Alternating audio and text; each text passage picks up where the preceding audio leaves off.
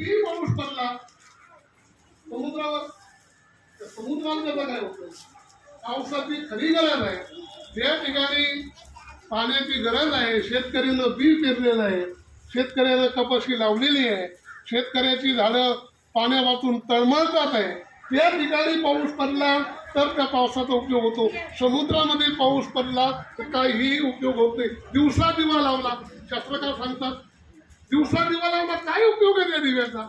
दिव्याचा उपयोग कुठे?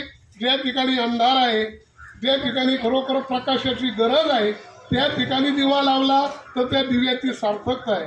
पावसाची सार्थकता कुठं? शेतकऱ्याच्या शेतीमध्ये, शेतकऱ्याच्या पिकावरती पाऊस पडला तर त्या पावसाचा उपयोग होतो. तसं अन्नदान कुठं करावं शास्त्रकार सांगतात की ज्या ठिकाणी खरोखर गरज आहे.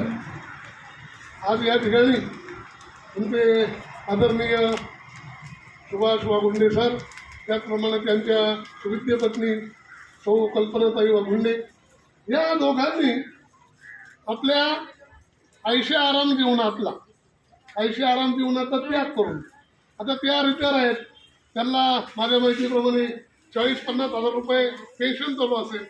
काही गरज नाही, त्यांची मुलं सर्व्हिसला आहेत पुण्याला, त्यांना काही गरज नाही. ते दोघं श्रीरामपूरमध्ये ऐशी आरामात बंगला घेऊन बघा नवरा बायकोला 50-60 हजार रुपयेमध्ये दररोज ते 5 स्टार हॉटेलमध्ये जाऊन जेवू शकतात, हाय फाय गाडीमध्ये हिंडू फिरू शकतात, इकडं तिकडं तीर्थयात्रेला जाऊ शकतात, काहीच करू शकतात त्यांच्या जीवनामध्ये. पण त्या दोघांनी मी आता बऱ्याच दिवसापासून या ठिकाणी विद्यार्थ्यांना संगीत शिक्षण देण्याकरता येत असतो. तर मी पाहतो की बऱ्याच वेळेला सरही स्वतः काही वेळेला झाडू घेतात, मॅडमही काही वेळेला झाडू घेतात, हे मुलंही त्यांच्या हाताखाली कामं करतात आणि ते या सगळ्या वृद्ध आजोबा आजींना घेऊन, या निराधार मुलांना घेऊन या आश्रमाचं काम चालवतात. हे एक मोठं स्तुत्य उपक्रम आहे. हो, आपल्या स्वतःच्या मुलाला कुणीही सांभाळेल यात काही विशेष आहे असं नाही. एखाद्या आईनं, एखाद्या बापानं आपल्या मुलाकरता 4 तारी बिल्डिंग बनवून ठेवली तरी काही उपकार केले किंवा फार मोठं कार्य केलं असं नाही. तुम्ही स्वतः करता किती, ज्याला शास्त्रकारांनी असं सांगितलं, जो स्वतः करता जगला तो मेला, जो दुसऱ्या करता जगला तो खरं जीवन आहे.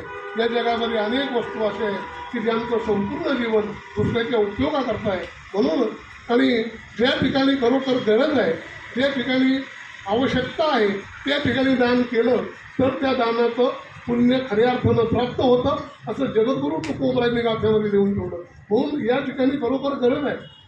ते मुलं आहेत, या मुलांचं खाणं पिणं सरांकडेच आहे, या मुलांचं कपडा लत्त्याचं व्यवस्था मुलांकडेच आहे, या मुलांचं दुखणं पाकणं. बरं, मुलांना संध्याकाळच्या वेळेला रात्र झाल्यानंतर केव्हा दुखणं येईल सांगता येत नाही. तो दुखण्याचा असा नियम असतो, 8च्या पुढे दुखणं येत नाही. रात्री 2 वाजता जरी एखाद्या मुलाचं पोट दुखायला लागलं, आता मला अनुभव आहे, माझ्याकडे विद्यार्थी आहे, मला अनुभव आहे, रात्री 2 वाजता जरी एखाद्या मुलाचं अंग दुखायला लागलं, पोट दुखायला लागलं. आता इथं आराम्य इचूक आता एखाद्या वेळेला एखाद्या मुलाला काही सामान समजतो विचारत रात्री 2 वाजता मुलं झोपलेले आहेत. आता विचारला असं माहिती आहे का रात्री 2 वाजता झोपू